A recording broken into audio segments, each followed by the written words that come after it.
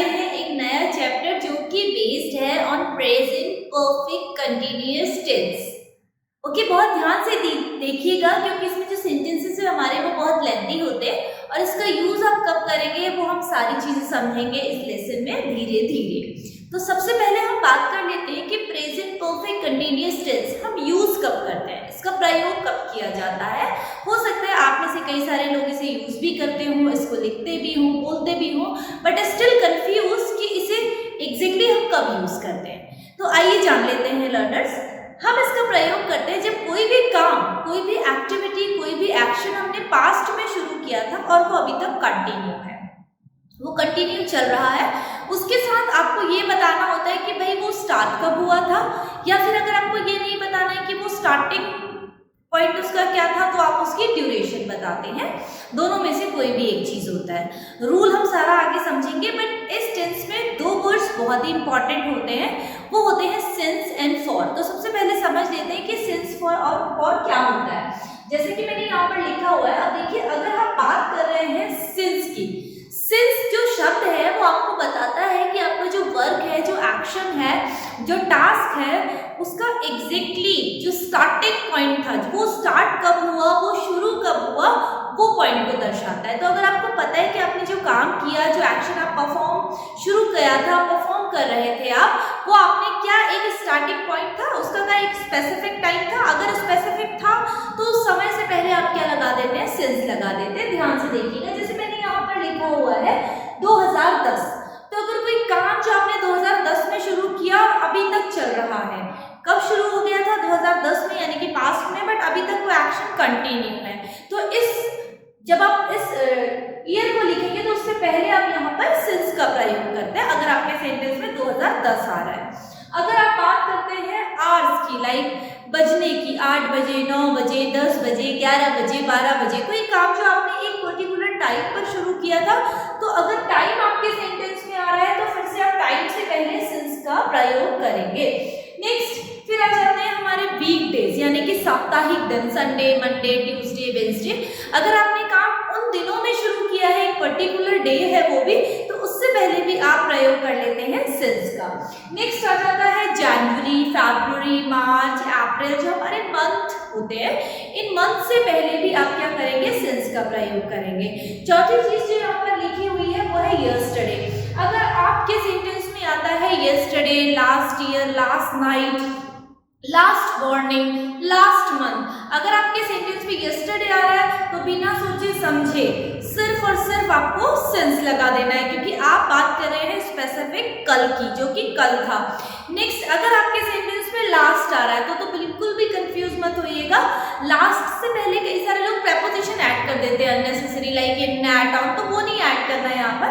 यहाँ पर सिंपली हमारा जो मेन फोकस है वो सिंस है, तो आप यहाँ पर सिंस ऐड कर देंगे। अगर आपने लास्ट ईयर है, लास्ट मंथ है, लास्ट डे है, लास्ट नाइट है, अगर लास्ट आ रहा है तो आंखें बंद करके आप यहाँ पर सिंस का प्रयोग कर सकते हैं। अब नेक्स्ट मैंने लिखा है हाई स्कूल, लाइक अगर आप किसी को कोई ऐसी बात बताना चाह रहे हैं कि पर ऐसा तब से शुरू हुआ जब मैं हाई स्कूल में हुआ करती थी। जब आप हाई स्कूल में हुआ करते थे, अगेन वो एक स्पेसिफिक टाइम था, वो एक सन था, एक एरा था जब आप हाई स्कूल में थे। तो अगर आप अपने उस एज की बात करें when you were in high school, तो आप क्या लिख देंगे यहाँ पर, फिर से सिंस लिख देंगे। नेक्स्ट जब आप बच्चे थे, when I was a child, when I was a teenager, when I was adult, इस तरीके से एडोलेसेंस, जब हम अपनी एजेस की बात करते हैं, जो एक एरा होता है, बचपन चला गया, देन टीनेज आ गया, देन किशोरावस्था, वो सारी चीजें उससे पहले भी आप सिंस का यूज कर लेते हैं। अगर कोई काम जो बचपन में शुरू हुआ था और अभी तक कंटिन्यू है तो उससे पहले भी आप सिंस का प्रयोग करेंगे। आई होप आपको समझ आ गया होगा। सिंस का मतलब है जब हमारा जो एक्टिविटी था वो स्टार्ट हो गया था। नेक्स्ट आ जाता है फॉर, ये भी बहुत इंपॉर्टेंट है कि स्टूडेंट सिंस और फॉर में कंफ्यूज बहुत होते हैं। अब ध्यान दीजिएगा कि जो फॉर है, इस फॉर में हम एक्टिविटी का स्टार्टिंग टाइम नहीं डिस्कस कर रहे हैं, यहाँ पर हम उसकी ड्यूरेशन यानी कि समय अंतराल के बारे में बता रहे हैं कि उसका ड्यूरेशन, उसका पीरियड ऑफ टाइम क्या था। लाइक पीरियड ऑफ टाइम अगर हम बात करें 2 घंटे, 2 मिनट, 2 महीने और एक लंबा समय, आपको नहीं पता कि आप कौन से लंबे समय की बात कर रहे हैं, कंफ्यूजन है क्योंकि स्टार्टिंग पॉइंट नहीं है, क्या है, सिर्फ ड्यूरेशन। अगर ड्यूरेशन आपके सेंटेंसेस में में आते हैं, इस तरीके के वर्ड्स आते हैं, लाइक अ लॉन्ग टाइम, लंबे समय से, एन आवर, एजेस की जब आप बात करते हैं, भाई आप एजेस की बात कर रहे हैं ना, जो बीत चुके हैं, जो चले गए हैं राज, वहां पर भी आप क्या यूज करोगे, फॉर सेंचुरीज।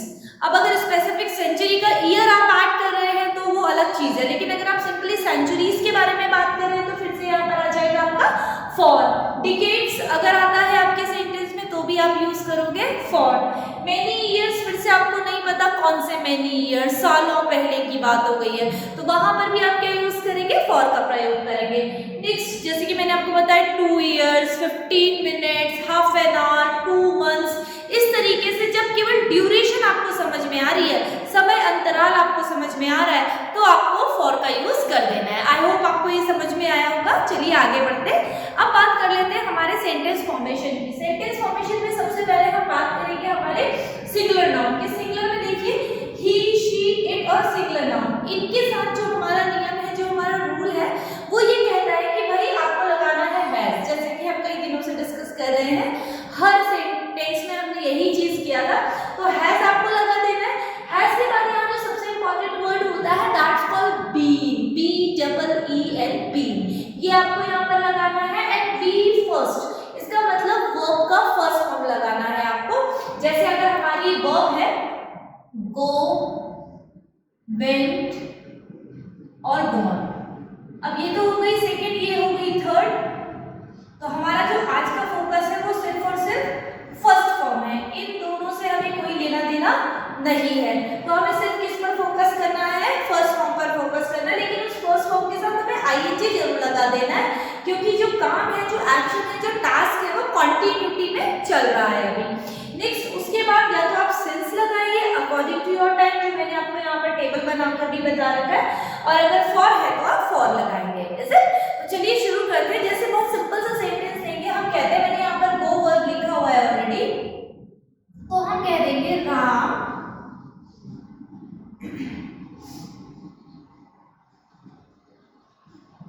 2 महीने से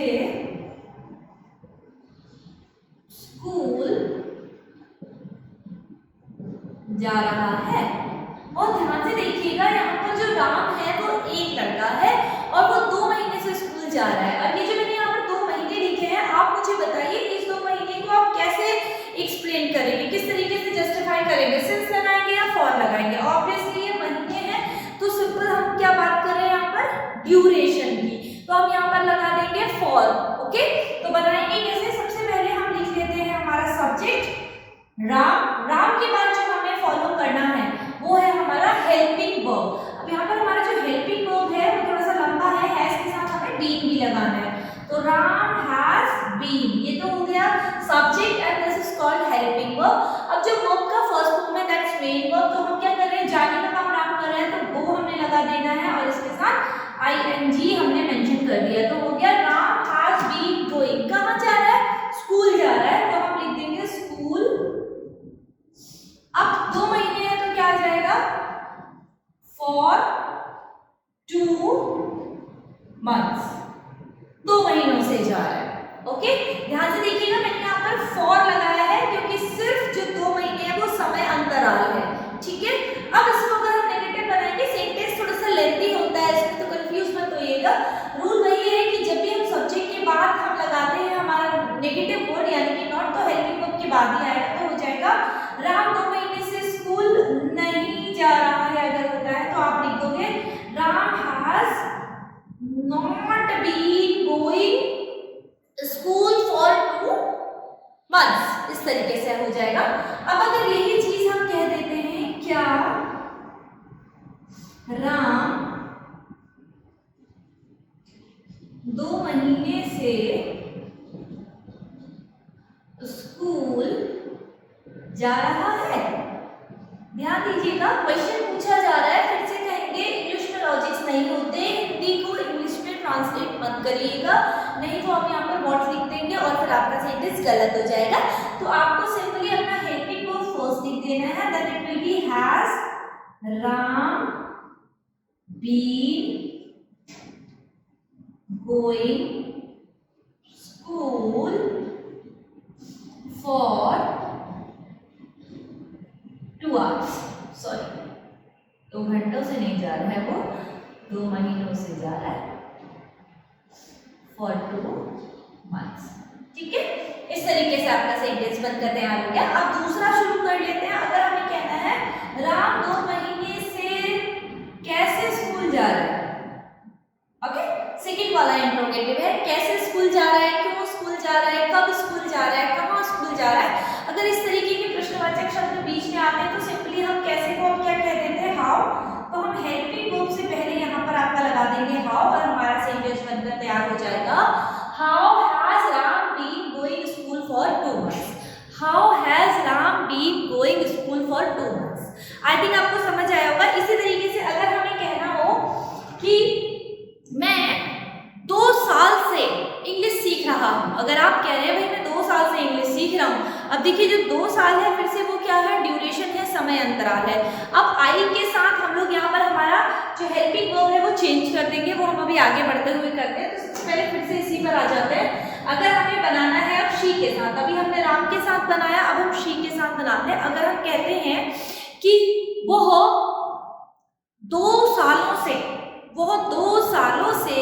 कॉम्पिटिशन्स की तैयारी कर रही है, 2 सालों से लगातार तैयारी कर रही है, तो वो 2 साल कौन से है वो आपको नहीं पता। तो यहाँ पर फिर से क्या हो गया, समय अंतराल हो गया, ड्यूरेशन पीरियड ऑफ टाइम है। तो हम कहेंगे she has been preparing for competitions for 2 years। इस तरीके से वह 2 साल से कॉम्पिटिशन्स के लिए नहीं प्रिपेयर कर रही है। She has not been preparing for competitions for 2 years। क्या वो 2 साल से कॉम्पिटिशन्स के लिए प्रिपेयर कर रही है, has she been preparing for competitions for 2 years। वो 2 साल से कॉम्पिटिशन्स के लिए क्यों प्रिपेयर कर रही है, तो आप कह देंगे why has she been preparing for competitions for 2 years। इस तरीके से अगर सिंगुलर की बात हो रही है तो सिंपली आप हैज लगा देंगे एंड बीन लगाएंगे, फर्स्ट फॉर्म के साथ आईएनजी मेंशन करेंगे, सबसे इंपॉर्टेंट सिंस या फॉर दोनों में से एक चीज आप यहाँ पर यूज कर लेंगे। तो आइए इससे रिलेटेड क्वेश्चन सब बनाते हैं। अगर आपसे कोई क्वेश्चन पूछ रहा है तो आप कैसे क्वेश्चंस बना सकते हैं, हैज की बात हम लोग कर रहे हैं। अगर हैज से आपसे कोई क्वेश्चन पूछ रहा है तो आप किस तरीके से आंसर करेंगे।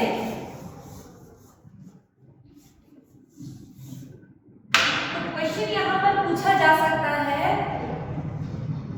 Has she been allowing you for 2 hours। अब इसका मतलब है गाइस, क्या वो आपको 2 घंटे से आज्ञा दे रही है, क्या वो आपको 2 घंटे से आज्ञा दे रही है, लड़की है। तो अगर क्या से शुरू हुआ है, हम लोग ने क्वेश्चन हैज से ही बनाना है क्योंकि हेल्पिंग वर्ब हमारा शी के साथ हैज था। अब आपका आंसर भी यहीं पर छुपा हुआ है। अब आप सबसे पहले देखिए सब्जेक्ट पर ध्यान दीजिएगा जब भी आप आंसर करते हैं, तो हमारा सब्जेक्ट पहले आ जाएगा। तो आप बोलोगे yes she has been allowing. अब उसने आपसे यू पूछा है तो आप अपने आप को क्या कहेंगे, me. Yes she has been allowing me for 2 hours। That's it, question is completed। अब अगर यही चीज वो आपसे why, where और how की मदद से पूछता है तो वो कैसे पूछेंगे, तो आप कह देंगे how has she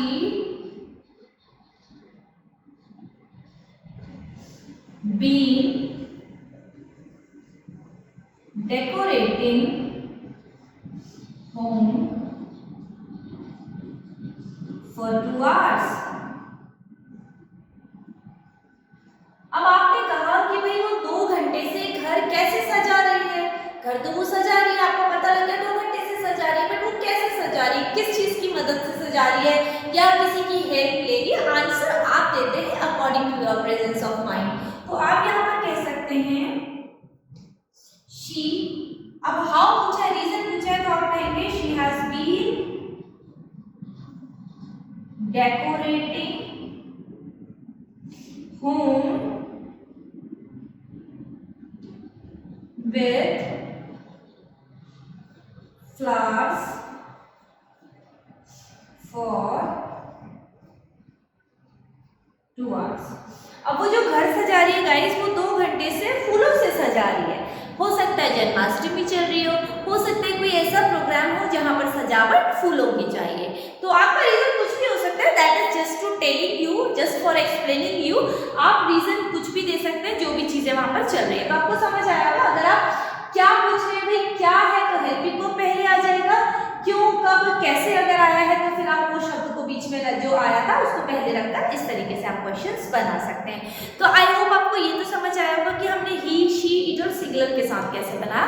तो अब हम आगे बढ़ते हैं किस लिए, जहां पर हम प्लूरल के साथ सीखेंगे और अब हम प्रयोग करेंगे सिंस का। फॉर आपको समझ आ गया है कि फॉर आपको कैसे यूज करना है। अब आ जाते हैं सिंस। यहाँ पर हमारा जो सब्जेक्ट रहने वाला है वो होगा I, you, we, they and plural यानी कि एक से ज्यादा। अब इस सबके साथ आपको केवल और केवल हैव का प्रयोग करना है। पहले हम लोग हैज यूज कर रहे थे, अब हम लोग हैव यूज करेंगे। And been will remain the same, been वही रहने वाला है। उसके बाद आ जाएगा वी फर्स्ट यानी कि वर्ब का फर्स्ट फॉर्म दोनों में ही सेम रहेगा। एंड इसके साथ हम यूज कर लेते हैं यहाँ पर आईएनजी, क्योंकि हमारा जो एक्शन है वो कंटिन्यू चल रहा है तो आईएनजी लगाना ही है यहाँ पर। और उसके बाद या तो आप सिंस लगा लीजिए या फिर आप फॉर लगा लीजिए। अभी मैं आपको सिंस बताऊंगी क्योंकि फॉर हमने सिंगुलर में डिस्कस कर लिया था। तो आइए आगे बढ़ते हैं। अब हम यहाँ पर जो सेंटेंस बनाएंगे वो हम बनाएंगे आई की मदद से। तो यहाँ पर हम कह देते हैं मैं 2 बजे से गाना गा रहा हूं। अब आप अपनी बात कर रहे हैं, ध्यान दीजिएगा जो आपने गाना गाने का काम था वो कब शुरू किया, 2 बजे शुरू किया। अब ये जो 2 बजे, जैसे मैंने यहाँ पर आपको ऑलरेडी बताया था भाई कि काम शुरू कब हुआ, एक्टिविटी का स्टार्टिंग पॉइंट क्या था, 2 बजे था।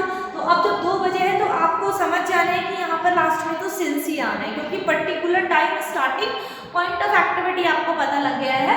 अब आ जाते हैं सब्जेक्ट की तरफ। तो सबसे पहले जो सब्जेक्ट है that will be I.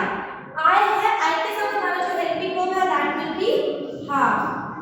Have हम लिख देंगे and been will remain the same. And गाना दैट्स कॉल्ड सिंग, सो हो जाएगा आई हैव बीन। देन जो सिंग है that's called first form of verb, ये फर्स्ट फॉर्म है वर्ब का। सो विल बी एडिंग है I and G, so it will be I have been singing, I have been singing. ठीक है, action शुरू हो गया है गाने का। अब कब से गा रहे हैं, 2 बजे से। तो आप कहोगे I have been singing song since 2 PM, 2 बजे से गा रहा है। ठीक है, अब देखिए सिंस मैंने क्यों लगा दिया, क्योंकि ये स्पेसिफिक टाइम है भाई, आपको पता लग गया that when the activity started. Okay, इसी को हम नेगेटिव बना लेंगे, मैं 2 बजे से गाना नहीं गा रहा हूं। अगर ये सेंटेंस होता है तो आप कह दोगे I have not been singing song since 2 PM। Simple, आपका जो हेल्पिंग वर्ब है उसके बाद आपको नॉट लगा देना है। इस तरीके से आप करेंगे। अब नेक्स्ट आ जाता है हमारा इंट्रोगेटिव। अब इंट्रोगेटिव बनाने के लिए हम क्या करेंगे गाइस, क्या से शुरू हो रहा है, कैसे होगा देखिए। आप कहेंगे क्या मैं 2 बजे से गाना गा रहा हूं। ये हमारा सेंटेंस है। फिर से बोल रही हूँ, बार बार बोल रही हूँ, हर वीडियो में बोलती हूँ कि जब भी क्या शुरू होगा तो आप इसको व्हाट कभी भी नहीं कंसीडर करेंगे। You will be just utilizing your helping verb first. तो क्या हो जाएगा, have I been singing song since 2 PM। बस, क्या मैं 2 बजे से गाना गा रहा हूँ। अब अगर यही चीज आपको कहना होता भाई मैं 2 बजे से गाना क्यों गा रहा हूँ, कैसे गा रहा हूँ, कब गा रहा हूँ, कहाँ गा रहा हूँ, जो भी शब्द बीच में आएगा उसको जस्ट आपको उठाकर जस्ट कुछ है तो ये हो जाएगा वाई। सो सेंटेंस बनकर तैयार हो गया, why have I been singing since 2 PM। भाई मैं 2 बजे से क्यों गा रहा हूँ। अगर यही चीज होती कैसे गा रहा हूँ तो आप कह देते how have I been singing since 2 PM। Okay, इस तरीके से आप बना सकते हैं। तो ऐसे ही अगर आपका सेंटेंस यू होता है, वी होता है, दे होता है या फिर कोई प्लूरल नाउन है, आपको सिंपली अगर क्या से शुरू हो रहा है तो हेल्पिंग वर्ब का जगह क्रॉस कर देना है। It means helping verb will come first. अगर आई और हैव था तो हैव पहले आ गया, अगर वी होता और हैव होता तो हैव पहले आता और वी बाद में चला जाता। अगर यू होता तो उसके साथ भी सेम भाई, हैव पहले और यू बाद में। और अगर स्टूडेंट्स होता, अब विद्यार्थी हो गए बहुत सारे, तो क्या हो जाता है हैव स्टूडेंट्स, लाइक दैट। ठीक है, अब आ जाइए इससे रिलेटेड क्वेश्चंस बना लेते हैं। क्वेश्चंस हम कैसे बनाएंगे,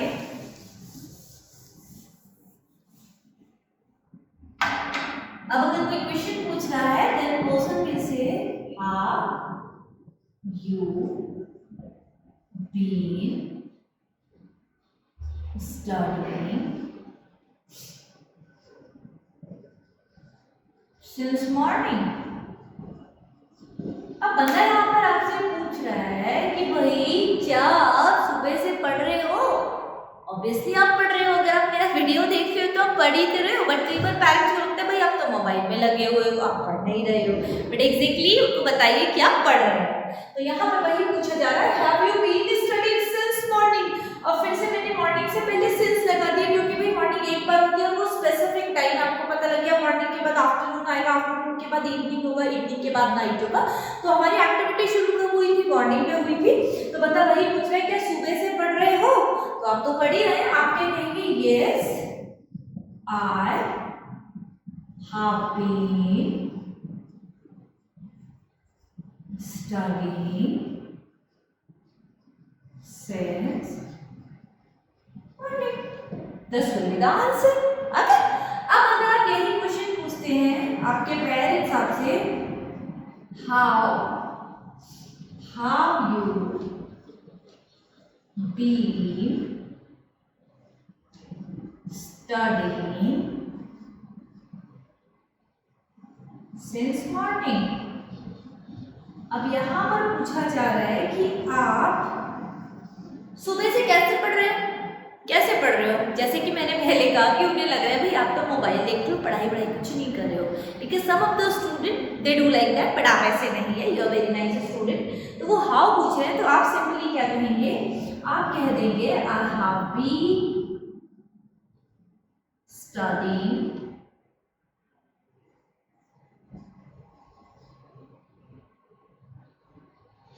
with